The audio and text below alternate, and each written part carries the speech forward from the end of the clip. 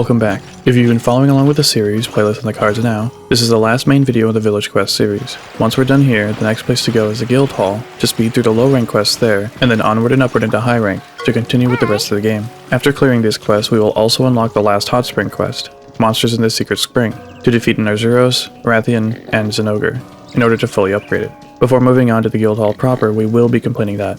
Today we're going to be fighting a unique monster called Jhen Mohran, in the quest The Desert Feast. This is less of a fight and more of a puzzle. While you can and will be fighting it with your weapon directly, most of your damage will come from emplacements, such as ballistas and cannons. Because of this, your weapon choice doesn't matter too much, though I would highly recommend using Switch Axe. I'll go into more detail during my example hunt, right after I go over what you're likely to expect from Jhen in the quest. If you enjoy my content, I'd appreciate if you could like the video, subscribe to the channel, and consider joining the YouTube membership. I'd also appreciate if you could check out my other channels, there are links in the description. You may find something there you like. Also, did you know the plural of ballista is pronounced ballisti? What the fuck?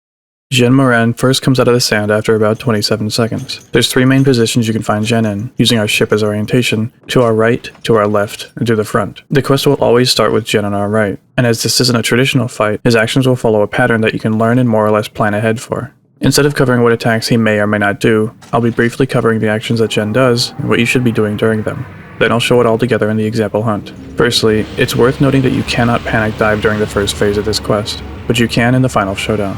Now, when the quest starts, like I said, you have about 27 seconds or so to get upstairs before Jhen surfaces. That's plenty of time, so don't feel too rushed at the blue box. From this distance, he'll fire some rocks at us, swim further away, fire more rocks, then slowly make his way towards us. Our options here are limited. We can use the ballista, use the cannon when he's close enough, and set up large barrel bombs to try and damage his left arm when he's up against the ship.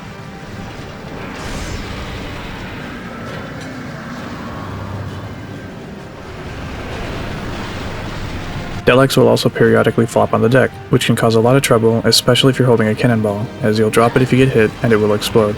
Once he gets close enough, he'll start ramming into the ship with his side, and this gives us an opportunity to jump onto his back, and attack some weak spots along his spine. Before doing his light rams, he'll do a big one, and you can prevent this from hitting the ship, as well as giving you some time to fire cannonballs at him by using either the ballista binder or the hunting gong, both of which have a cooldown of 3 minutes, and are more or less interchangeable in their use as defensive options. That being said, you shouldn't worry too much about actually defending the ship. Even if you take every possible hit, the ship shouldn't break completely until the Final Showdown later, so don't stress about protecting the ship, just protect yourself.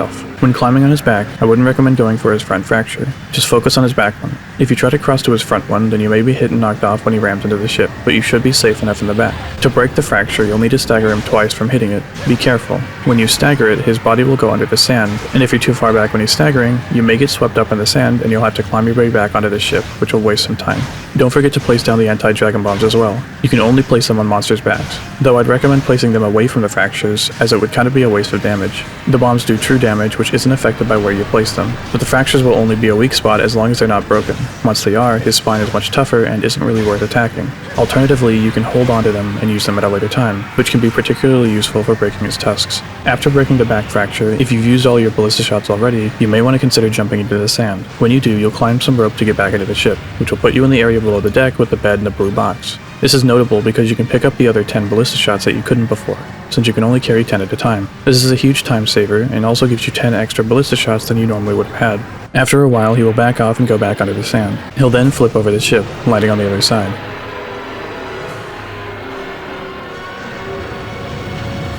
Then he'll go under the sand again.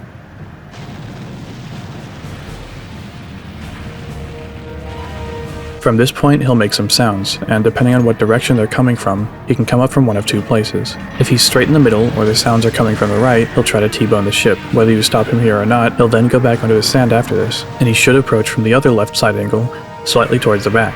It's worth noting that either of these things could happen, but if he doesn't do the T-bone one first, then he won't do it after the back angle one. You'll want to defend from the back left angle as well, as early as possible actually, since stopping him here right as he comes up will cause him to slowly approach the ship once he's recovered from the gong or binder, which will give you a lot of time to hit his tusks with ballista shots. Once he's up close, he'll start doing some more difficult to avoid attacks, like sweeping his tusks around. But he'll eventually lower his head and allow you to run along his tusks to get on his back. You can do this even if both tusks are broken, so don't worry. From this point, you should focus on his front fracture and try to break it. It has a little more health than his back one, but as long as you keep hitting it, you should be fine. Once it breaks, you should hop off back onto the ship and attack his tusks some more, if they're not both broken yet. If you haven't gone below deck to get the extra ballista shots, or if you want to rest in the bed or something like that, consider jumping into the sand and climbing your way back onto the ship. Though, if you've been doing enough damage to him so far, when he goes back into the sand, you should trigger the final showdown here. If not, when Jhen leaves the left of our ship, he'll then go far in front of it. He'll fire off some more rocks, then dive under, getting ready to ram us. This is our time to use the Dragonator, so let's talk about that. The Dragonator has a cooldown of 10 minutes, so you really don't want to miss it, as you'll likely not have a chance to use it again in the first phase. Though the Dragonator timing really isn't that strict. You can use it as early as the first time he swims towards you and it'll still hit him. That being said, you shouldn't do that, as it will only hit him one time, dealing around 255 damage. You want him to be close enough where the Dragonator will pierce him and spin inside him, dealing damage up to 4 times, dealing a total of 1020 damage. A consistent timing that I've found is pressing the button when he just comes up on his second swim towards you. Just be sure you don't press the button before it can hit him, as the cooldown ensures that you'll likely not be able to use it again in this phase. Also, don't worry about the boat taking damage. It won't actually take damage until the very end of this attack, so as long as you stop him before then, the boat will be just fine, even if it kinda looks like he's taking a bite out of it. After this, I believe, he should resurface on the right before going back under, and by this time the final showdown should trigger for you. Even if you're horrible at defending the ship in the first phase, it shouldn't take enough damage to be destroyed, though it may get pretty low, like around 40% or so. Also, Jhen can have a minimum of 2080 health when this phase starts. You can hit him with 20 ballista shots and he won't die. This is important since you want him to be very close when he dies, so you have enough time to get all 8 of his carves. As he approaches, he'll fire rocks at you like normal. It's worth noting that you can run up to him in his chest, which will actually do quite respectable damage, but it's very dangerous as even him walking forward will hit you. Ideally, you keep hitting him with ballista shots, optionally stopping at 20, then hit him with the Dragonator when he's close enough. That should finish him off, but if he's still kicking, then try using cannonballs. As soon as his death cutscene starts, you should skip it and immediately run out to your left. Position yourself in his mouth, crouch, and start carving. If your positioning is good, you should be able to carve 8 times. If you can only carve 4, then calmly but quickly move in or out of him to find the last 4 before time runs out. You have enough time if you're quick, but you can very easily lose a few carves if you can't get there in time. So try and be wary, and don't kill him when he's too far away.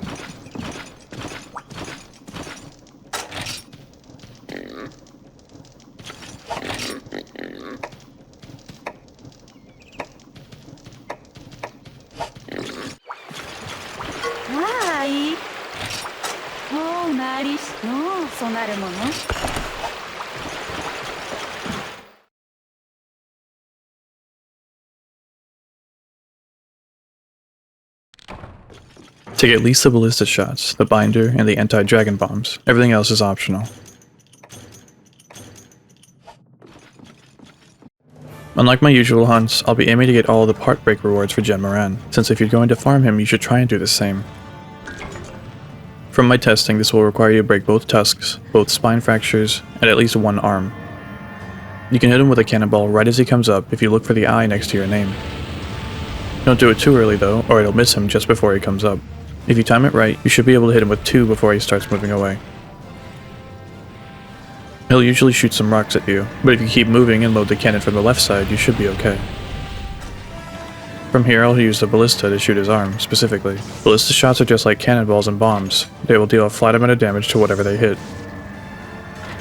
His arms have a staggered limit value of 750. You only need to reach that value once, and if you have the Artillery King armor skill, which will increase our ballista shots to 96 per volley, then 8 shots should be good enough, though it doesn't seem to work out that way. I'm not sure what's going on, but from what I can tell, it's like the damage is being split between his arm and his body. Not to mention sometimes a shot just seems to miss his arm entirely. It's not a huge deal though. If you keep attacking his arm, it'll break eventually. That was, I think, a body stagger. His body has a stagger limit of 1000, but remember I also hit him with 2 cannonballs. Those will do 204 damage each, with Artillery King. I'm not going to gather more ballista shots right now, because I'm planning on going back below deck to get the 10 that are left in the blue box. So, for now, I'll use cannon shots, and look to use the supplied large barrel bomb to help me break his arm. Here I'm waiting at his rock projectiles again, since they can blow up the bombs too early. He aims it where you were, so once he starts his attack, you can move from that position to avoid the rocks. Just be careful of the ones that land to the left and right of that middle spot. Be ready to use the binder to stop his big bash attack. I brought paintballs to blow up the bombs, but honestly having him painted is more useful than you might think. While he's bound, I'll hit him with some more cannon shots, since his back leg isn't in position for me to jump on him yet.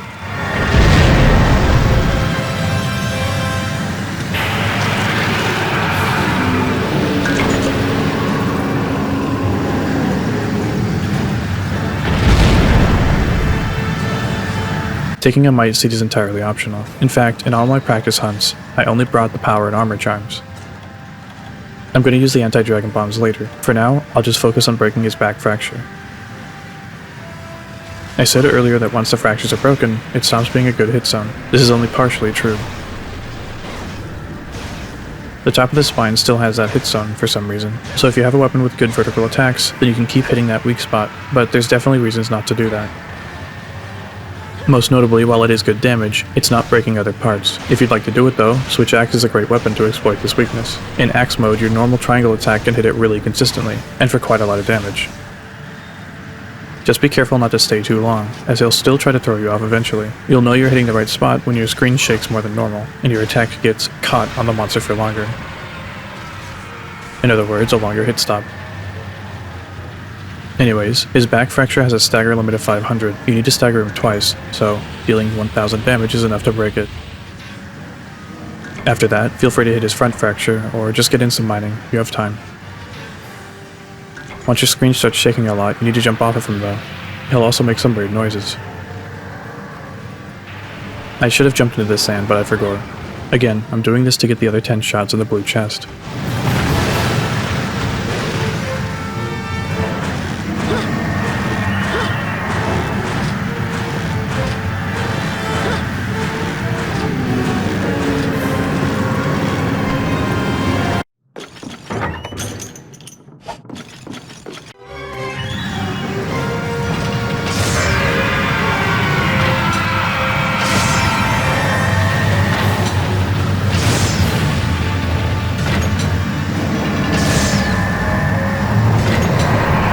Those sounds he's making is the lead up to the attack to throw hunters off of his back.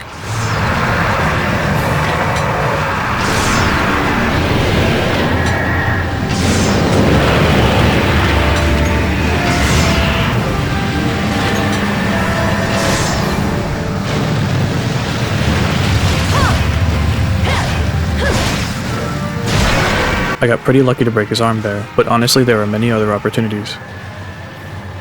At the end of this phase, before and after he flips over the ship, you have plenty of time to gather ballista shots, so you should do that now.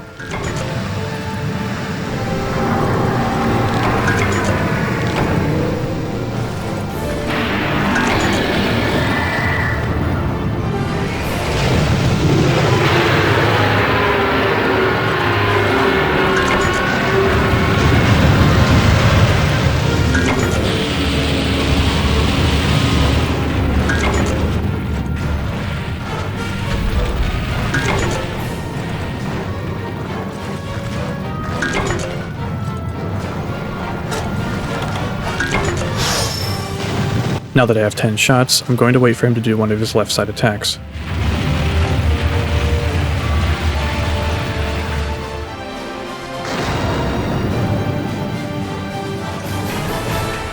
Notice his dot just disappeared on the map. It will reappear just before he attacks. That's pretty damn useful. Especially because, for some reason, he didn't make any sound this time. Whichever attack he does, defend it with the binder or gong, and aim to break one of his tusks. You don't have to attack the other, we'll use the anti-dragon bomb for that one. The tusks have 600 health each. Since our ballista shots with Artillery King deal 96 damage each, it will take 7 shots to break one. We have, in total, 40 ballista shots to work with, including the ones we gather and the ones in the blue box. We also have 10 cannon shots. In total, our cannon shots can do 2040 damage, and all of our ballista shots can do 3840, if they all hit. Remember to defend against the second left attack. Watch the dot on the map if you used a paintball. From here, you have a lot more downtime again. Aim to break one tusk if you haven't yet, then use your rest anywhere else and go gather more. I'd like to mention that I realized this hunt went really smoothly. I've practiced this quest quite a bit in preparation for this video. I know that many things can go wrong. Missed shots, dropped cannonballs, carts, missed timed dragonators, etc. Try not to get discouraged and try to keep my example in mind. One thing's for sure, isn't this so much more fun than Lao Shanlong?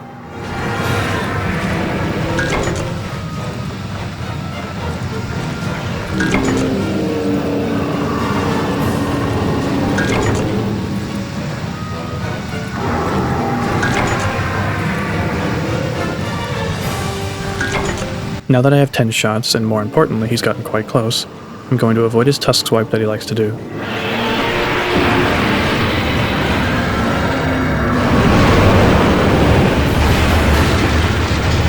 From here, I don't want to use my ballista shots. I want to save them for the final showdown, so I'll use cannon shots instead.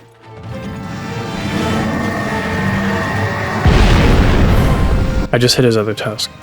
I'm going to jump on him now and use the anti-dragon bombs, both of them.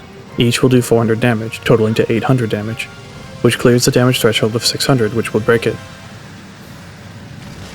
Though, since I hit it with a cannon shot, it breaks after only one bomb. It doesn't matter much. His front fracture has a stagger limit of 750, and like his back one, will require 2 staggers to break. This means you'll need to do 1500 damage. With my current equipment, it should take 17 down and up hits in sword mode to stagger. For the back fracture, it should be 11.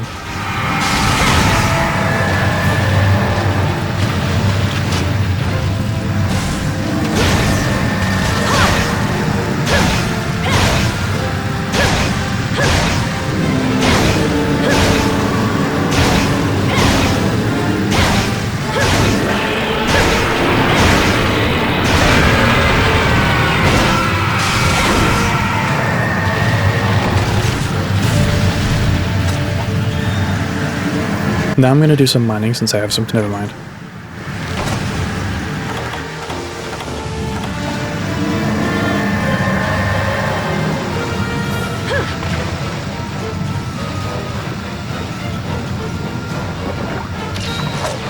It's easy to forget to keep your stamina up, especially when you get to the final showdown. You'll want a full stamina bar to run out to him to get your cards, so keep it filled.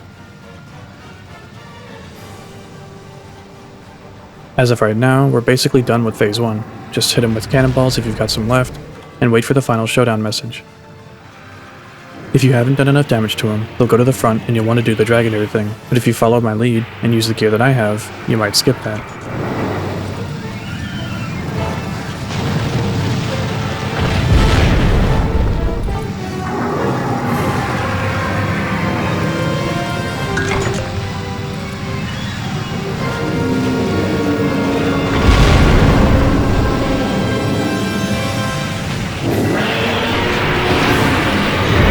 His tusk sweep can be hard to avoid. Remember your defensive options. Use the gong and the binder.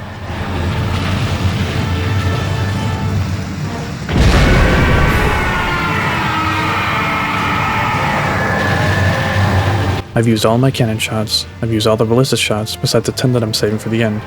I'm good to go.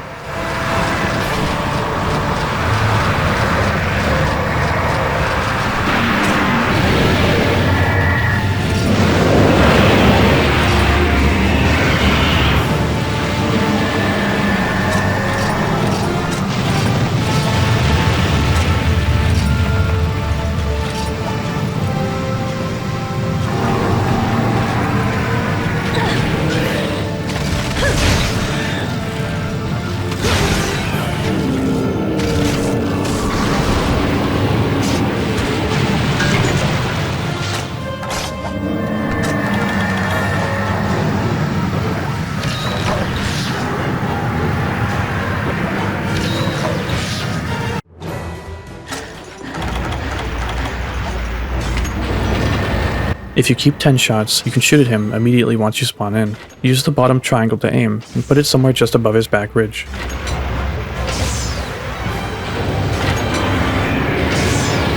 Jhen has 2 topples in this phase. When he topples to his left, it's short. When he topples to his right, it's long, and if he's close enough, you can carve in his mouth.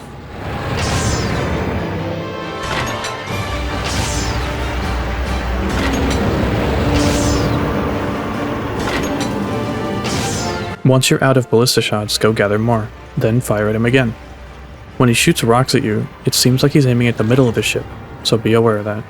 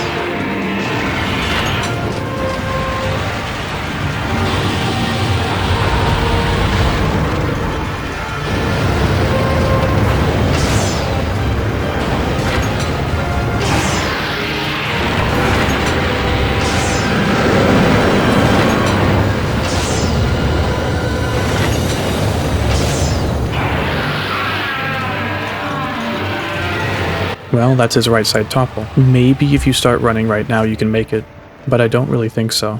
Not safely, at least. Right now I've shot 20 ballista shots at him, so he has, at minimum, 160 health. Maybe more. So, I'll run out to him to show you how much time it takes to get there. Remember, I don't want him to die unless I'm close enough to get all 8 of his carves. If you go into his mouth, you can carve 2 times. There's a 1% chance to get an Earth Dragon Gem too, but you'll get hit if you're in there when he flips back over.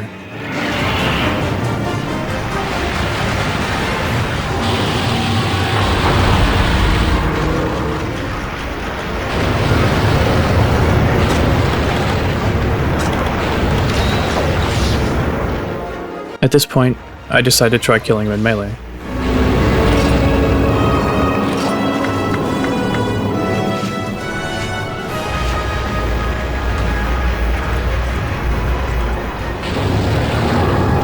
At this point, I decide to be an idiot.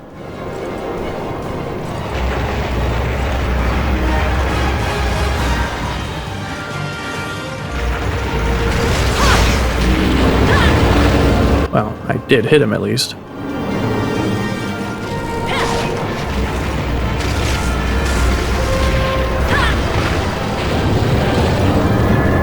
At this point, I decide cowardice is my best course of action.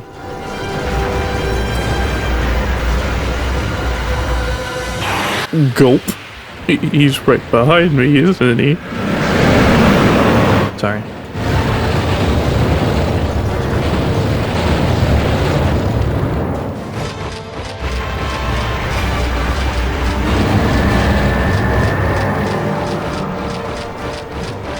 Once you figure out the process, this hunt isn't too bad, and wait until you see what we get for beating him.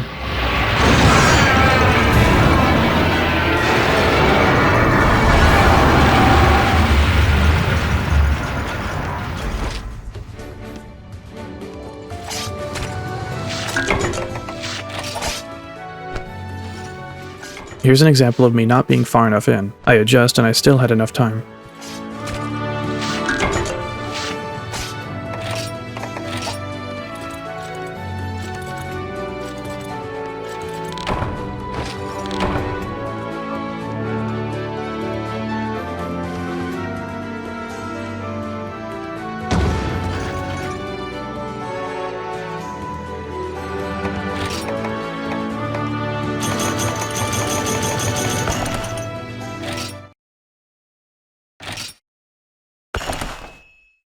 To make either of Jhen Mohran's armor sets, this is what you'll need.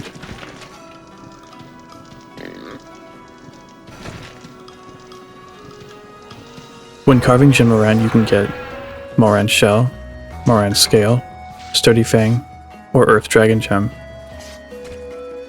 If you can carve in his mouth when he's toppled in the Final Showdown, you can get Mohran's Scale, Monster Guts, Big Fin, or Earth Dragon Gem. When mining his back, you can get Pelagiside Ore, Mohran's Scale, or Mohran's Shell. When breaking both of his tusks, you can get Sturdy Fang, 2 Sturdy Fangs, or an Earth Dragon Gem. When breaking at least one of his arms, you can get Mohran Brace, 2 Mohran Braces, Mohran Scale, or 2 Elder Dragon Bloods. And when breaking both of his spine fractures, you can get Mohran Shell, Mohran Scale, Pelagicite Ore, or Elder Dragon Blood. This armor set takes a couple of materials from monsters like Tigrex, Agnaktor, Duramboros, and Diablos. At this point, they shouldn't be too difficult for you to acquire. Everything else will just come from Jhen Mohran, though remember that you can also mine Pelagicite Ore from the Flooded Forest. By default, the Blademaster Armor gives us these skills: Sharpness +1, Focus, Critical Eye +1, and the negative skill Blunt Edge. Sharpness +1 is an excellent Blademaster skill, increasing the length and sometimes level of your weapon's sharpness. For many weapons, this will make your sharpness longer, giving you more use out of it before having to sharpen. But for some weapons, this will push you over to the next level of sharpness, from green to blue, or blue to white for example. This is extremely impactful, as higher level sharpness will increase your damage by a higher multiplier. For reference, here are the levels of sharpness and what they multiply your damage by. As you can see, having a higher level of sharpness will help both in preventing you from bouncing, as well as increasing your damage per hit. It's an extremely important mechanic to be aware of, especially now, going into high rank. Focus is useful for a few weapons: hammers, greatswords, switch axes, dual blades, and longswords. This will give you a faster charging speed with all of them, though how it works will be a little different. For hammers and greatswords, this skill is amazing, making you charge up your charged attacks faster than normal. This can help you take advantage of openings that you normally wouldn't have time for, or to give you just a little more leniency when it comes to timing. For switch axes, it'll make your sword gauge recharge faster while in axe mode.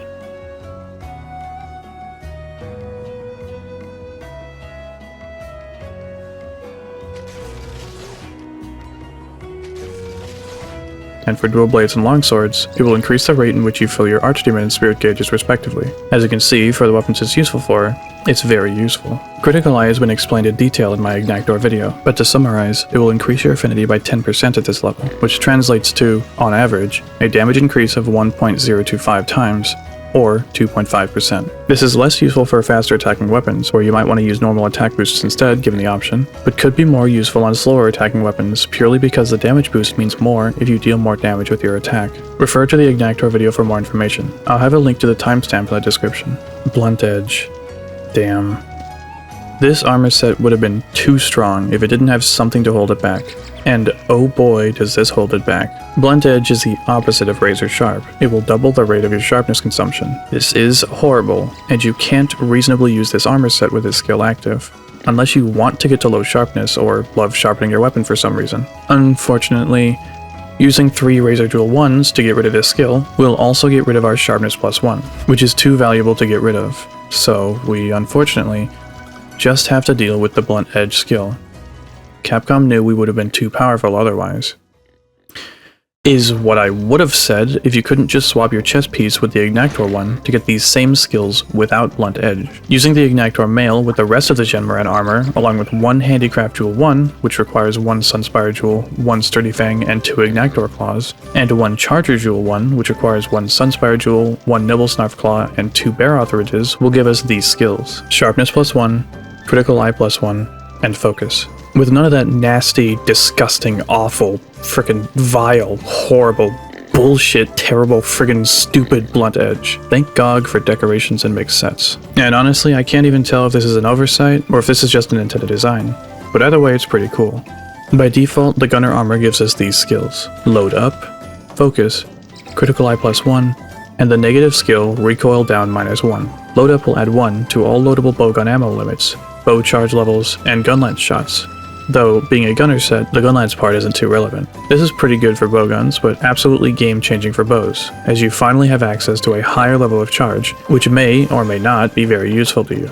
Focus will make you charge your bow faster, but has no use to bowgunners. I've already explained Critical Eye +1 briefly in the Blademaster section, but the conclusion is the same. Please refer to my Agnaktor video for more detail, link to the timestamp in the description. But this level will increase your affinity by 10%, which translates to an average damage increase of 1.025 times, or 2.5%. Recoil Down -1 will only affect bowguns, and will increase the level of recoil on your bowgun. This is a bow set, plain and simple. You can obviously use this for light and heavy bowguns, but the recoil down skill is at -12, meaning you'd have to use all 3 of your open decoration slots in order to get rid of it. Also, focus has no use to a bowgunner, so you're just heavily incentivized to use a bow. Speaking of decorations, you have 3 open slots. 1 2 slot and 1 1 slot. With critical eye at 11 points, you can use the 2 slot to fit an expert jewel 2 to get 3 more skill points, which requires 1 Sunspire jewel, 1 Nargacuga razor, and 2 Great Baggy Claws, and an expert jewel 1 to get 1 more skill point, which will require 1 Aqua Glow jewel, 2 Sharpened Fangs from Delix, and 1 Iron Ore. This will activate critical eye +2, leaving you with these skills for a very good bow set: Load Up, critical eye +2, Focus, and a negative skill that won't affect bows, Recoil Down -1.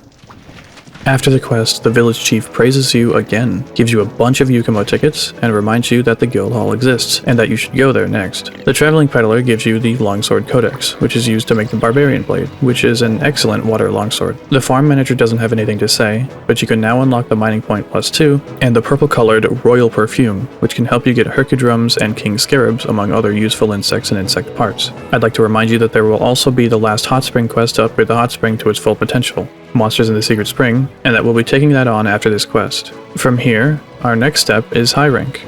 Well, after we blitz through the low rank quests. I'll cover all of that too in a shorter video, like I did with Freedom Unite. We've come a long way, you and I. This is a milestone in your journey, and you've yet to see what this game really has in store. Next stop, high rank. Until next time.